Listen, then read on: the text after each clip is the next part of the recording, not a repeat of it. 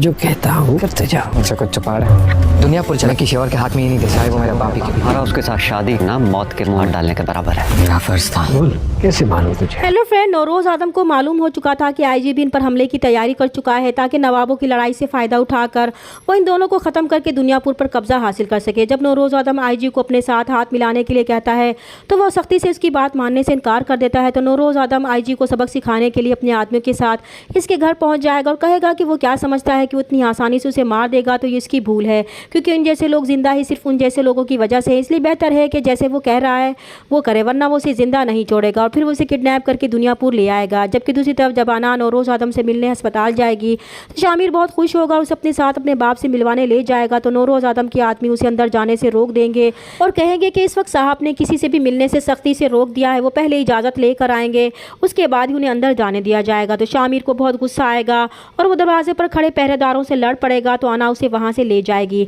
आना के जाने के बाद शामिर खैरू से गन पॉइंट पर पूछेगा कि वो सच सच बताए कि उसे अपने बाप के कमरे में जाने से क्यों रोका जा रहा है। तो खैरू उसे बताएगा कि साहब की तबीयत ठीक नहीं है, लेकिन शामिर को इसकी बात पर यकीन नहीं आएगा। वो खैरू के रोकने के बावजूद ज़बरदस्ती अपने बाप के कमरे में जाएगा और अपने बाप से कहेगा कि जब उसे उसके बाप से मिलने के लिए उसके ही नौकर दरवाजे पर उसे रोक ले तो उसे एक ही बात समझ में आती है कि इसका बाप इससे कुछ छुपा रहा है। ज़रूर कोई ऐसा खेल खेला जा रहा है जो इसे छुपाने की कोशिश की जा रही है। लेकिन वो भी एक बात याद रखें, अगर वो चाहते हैं कि वो दुनियापुर की गद्दी संभाले तो इसमें वो किसी की मुदाखलत बर्दाश्त नहीं करेगा, फिर इसमें चाहे इसका बाप ही क्यों ना हो। दूसरी तरफ अना को भी शक हो चुका था कि नौरोज आदम बीमारी का बहाना बनाकर कोई चाल चल रहा है, इसलिए वो अपने आदमी ज़मीर को इस बात का खोज लगाने के लिए कहेगी। तो ज़मीर सीधा अस्पताल जाएगा और डॉक्टरों को डरा धमका कर सारी सच्चाई गुलवा लेगा और आकर अना को बताएगा कि इनका शक सही निकला, नौरोज आदम वाकई में बीमार नहीं है बल्कि ये उसकी एक चाल है। वो शायद शामिर को भी बेवकूफ़ बना रहा है। उसका मशवरा यही है कि वो शामिर से शादी का फैसला वापस ले ले। इस घर में शादी करके जाना उनके लिए मौत के मुँह में हाथ डालने के बराबर है, क्योंकि वो नौरोज आदम है, कुछ भी कर सकता है, वरना वो इतनी आसानी से शामिर की बात क्यों मानता।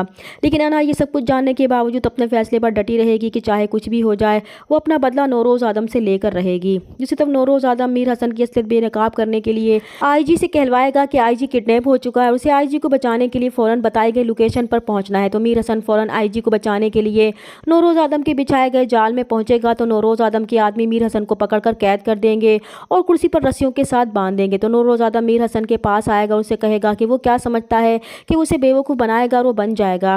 वो उसकी हकीकत से पहले ही वाकिफ़ हो चुका था। तो मीर हसन जवाब में कहेगा कि इसने जो कुछ भी किया ये इसका फ़र्ज़ था, इस पर इसे कोई शर्मिंदगी भी नहीं है। तो नौरोज आदम भी कहेगा कि फिर ठीक है, अब जो वो करेगा वो इसका फ़र्ज़ होगा, अब वो खुद बताए कि उसे कैसे मारे। यहाँ पर नौरोज आदम हो सकता है कि इसकी जान के बदले में अना को मारने के लिए कहे और धमकी दे कि अगर इसने अना को ना मारा तो वो उसकी फैमिली को भी नुकसान पहुँचा सकता है।